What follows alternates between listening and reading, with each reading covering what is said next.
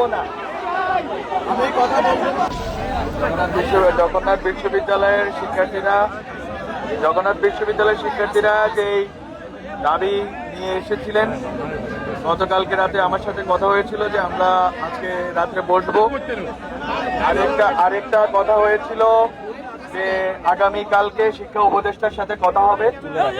তো এই দুটি কথা আমাদের ছিল যে আমরা বসে ডায়ালগ করে আমরা কথা বলে এটা সমাধান করব। কিন্তু যেহেতু আপনারা মনে করেছেন, আপনারা ন্যায্য মনে করেছেন, আপনারা রাস্তায় নেমে এই দাবি আদায় আপনাদের কাছে ন্যায্য মনে হয়েছে, সেটা আপনাদের অধিকার বটে। এখন আমাদের বক্তব্য হচ্ছে, আজকে যেভাবে আন্দোলনে, প্রথম কথা আমি যেটা বলতে চাই, আজকে যেভাবে আন্দোলনে পুলিশের কিছু সদস্য হয়তো আপনার উস্কানি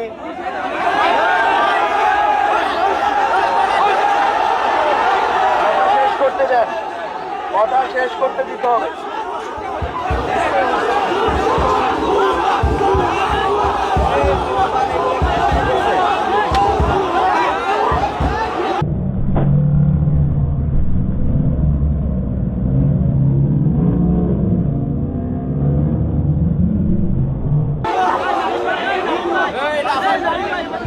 আমি কথা বলবো না, আমি কথা বলবো না।